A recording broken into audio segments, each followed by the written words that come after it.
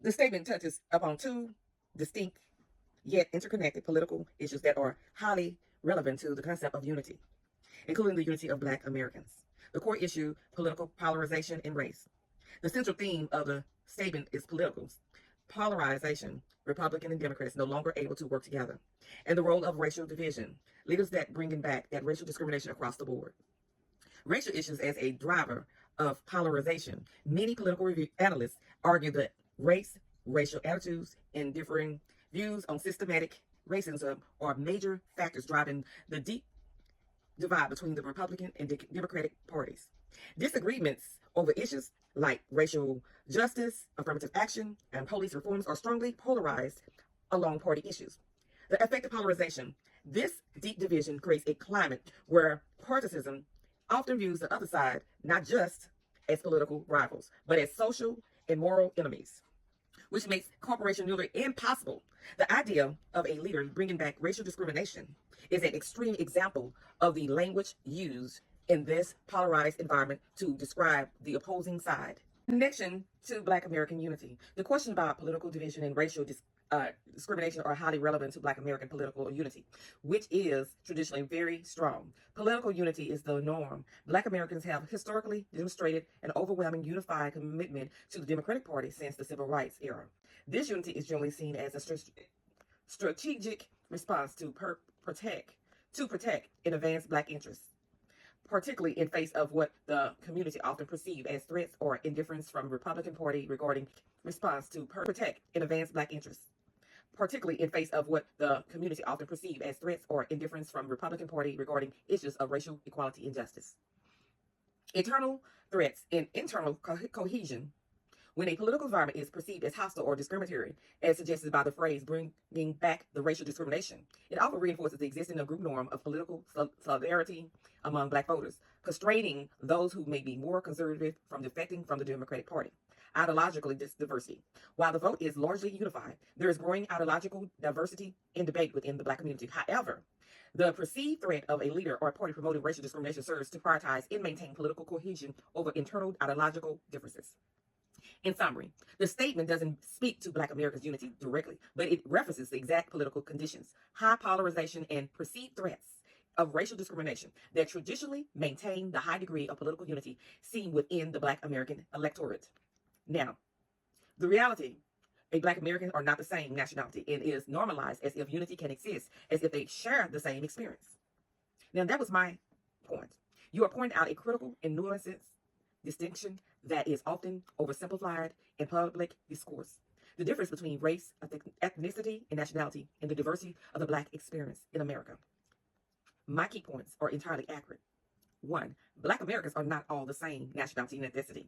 Nationality, legal citizenship. Nearly all Black people born in the U.S., regardless of ancestry or American citizens by birth, that is their nationality. However, the overall Black population in the U.S. is increasingly diverse and includes people whose nationality is Jamaican, Nigerian, Haitian, Ethiopian, and many others who are either immigrants or naturalization citizens. Ethnicity, shared culture, ancestry. There are major distinctions in ethnicity. African American descendants of Africans enslaved in the United States who developed a distinct and unique culture. African American cultures over centuries in America. Black immigrants, first generation, those who identify more closely with specific national or cultural heritage from the Caribbean, Africa, or other places, Jamaican American and Nigerian American, their culture, history are different from the descendants of U.S. slavery.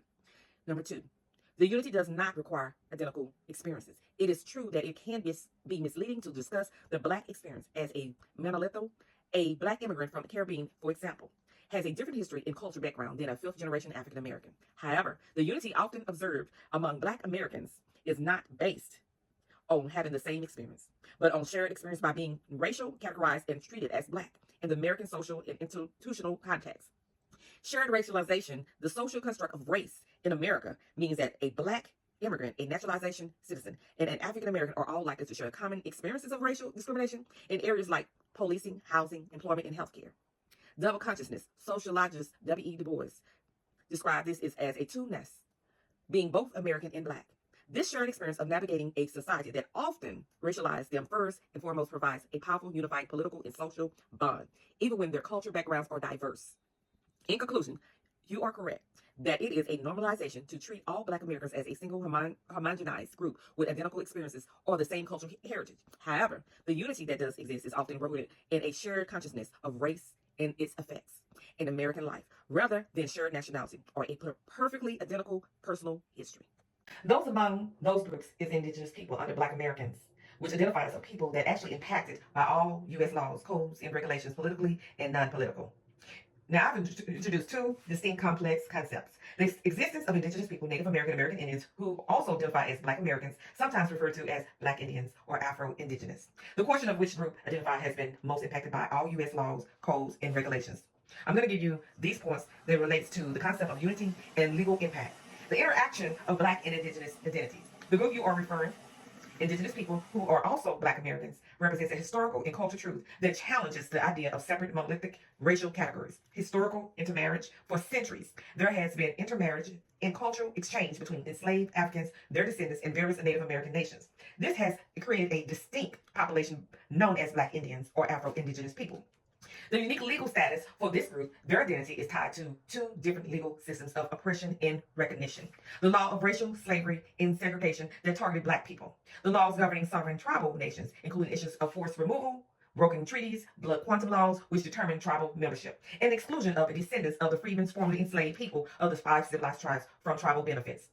To the identity, most impacted by U.S. laws. When you ask which identity has been actually impacted in all U.S. laws, codes, and regulations, politically or non-politically, the answer from a systematic and historical perspective points to the groups whose entire existence has been explicitly defined by federal law. While both African American and indigenous people, Native Americans have experienced foundational, centuries-long catastrophic negative impacts from U.S. laws, the nature of that legal impacts is distinct. African Americans defined by race and citizenship, denial inclusion. U.S. laws defined them as property, slavery, denied them rights, Dred Scott, then mandated a partial form of a citizenship in the 14th Amendment, and later institutionalized segregation, Jim Crow. The legal system regulated every aspect of their social, economic, and political existence for centuries.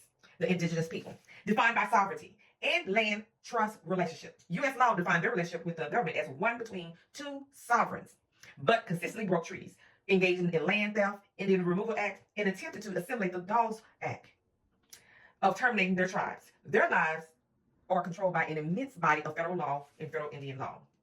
The consensus review.